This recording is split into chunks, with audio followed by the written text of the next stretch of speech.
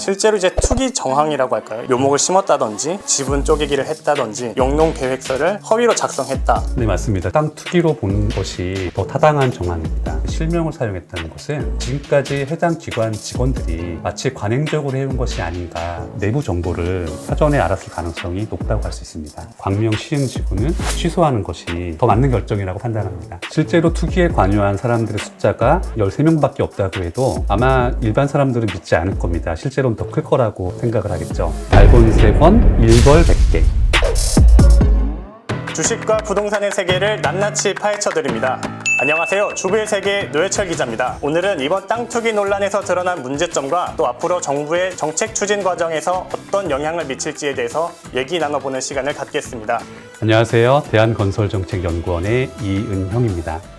이제 LH 직원들이 개발 예정지에 땅을 사들였느냐, 실제로 이제 투기 정황이라고 할까요? 이게 많이 속속 드러나고 있어요. 네네. 실제 땅 투기가 있었다, 이렇게 봐도 될까요? 네, 맞습니다. 지금으로서는 땅 투기로 본 것이 더 타당한 정황입니다. 저희가 또 하나 유심히 봐야 되는 것은 개발 예정지에 토지를 매입하면서 공공기관 직원의 실명을 사용했다는 것은 지금까지 해당 기관 직원들이 마치 관행적으로 해온 것이 아닌가, 이게 더 심각한 사안입니다. 이 직원들이 차명도 아니고 실명으로 거래했다라는 사실, 맞습니다. 사전에 파악하지 못했다, 통제 시스템이나 이런 부분이 좀 부족했다, 이렇게 봐야 되는 건가요?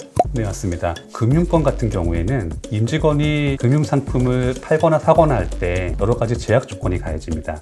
어떤 특정한 정보나 내역을 사전에 입수했을 때 수익을 올리기가 쉽기 때문에 그런 규제가 가해지는 겁니다. 그런데 상대적으로 부동산 같은 경우에는 거래가 쉽진 않죠. 매수자가 있어야 되고 매도자가 있어야 되고 하나의 통일된 중개시장이 있는 것도 아니고, 그런 부분 때문에 지금까지 공공기관 임직원들의 토지 매입이나 부동산 거래에 대한 규제가 강하지 않았던 것으로 판단됩니다. 그럼 이제 이번 논란의 핵심이라고 한다고 하면은 LH 직원들이 신도시 계획을 미리 알고 개발 지역을 구입했느냐 여부인 것 같아요.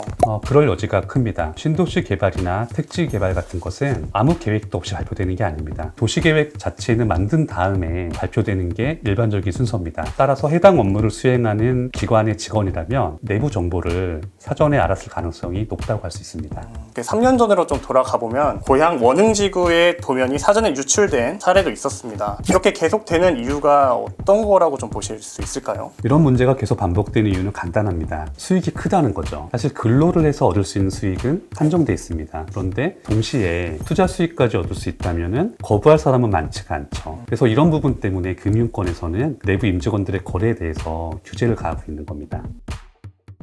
광명시흥 신도시에 대해서 취소를 해야 된다, 이런 목소리도 일각에서 일부 나오는 것 같아요. 계속 추진해야 되느냐 아니면 말아야 되느냐, 이거를 놓고 봤을 때 좀 어떻게 보시는지. 저는 개인적으로 취소해야 된다고 생각을 합니다. 지금 광명시흥지구는 기존에 발표된 다른 3기 신도시 지역과 다르게 따로 들어간 비용이 크지 않습니다. 매물 비용이 사실상 없다는 거죠. 지금 시점에서 사업 추진을 취소하겠다는 것은 부동산 투기를 좌시하지 않겠다는 정부의 의지를 보여줄 수 있는 하나의 기회가 될 수 있습니다. 앞으로 조사 기간이 좀 더 많이 소요돼 기존 사업지에 대한 조사는 조사대로 진행을 하고 광명시흥지구는 취소하는 것이 더 맞는 결정이라고 판단합니다. 소유권을 이제 공공기관에 넘겨서 LH가 직접 개발하는 방식이잖아요. 신뢰 저하에 따른 추진에서의 난항, 이런 부분을 좀 구체적으로 좀 더 말씀해 주신다면. 자, 지금 정부가 하겠다는 계획은 기본적으로 토지를 수용한 다음에 건물을 짓고 거기에서 발생하는 이익을 가지고 토지주들의 이익선을 조금 더 올려주겠다는 내용입니다. 자, 그런데 지금 단계에서는 과연 그렇게 될 것이냐,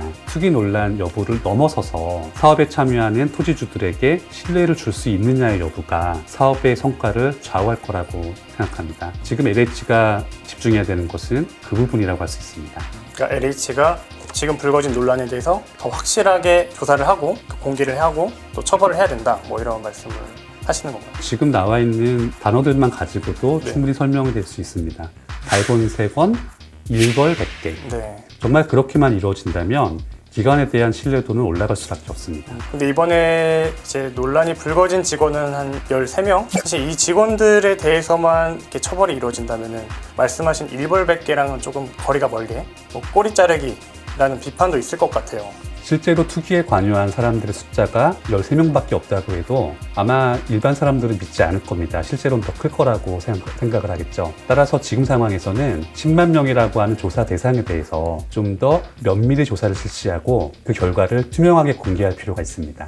이사 공급 대책까지 이제 내놓은 상황에서 이제 정책 실패로 끝나지 않으려면은 좀 어떻게 해야 할까요? 좀 더 현실성 있게 다듬어서 추진할 필요가 있습니다. 이사 대책의 사업 추진 기간이 너무 짧게 설정돼 있습니다. 그리고 정부가 공급하겠다고 하는 주택의 유형과 수량이 지금 명확하지 않습니다. 정말 시장 수요가 요구하는 주택의 종류와 수량인지 이 부분까지 좀 더 구체화할 필요가 있습니다.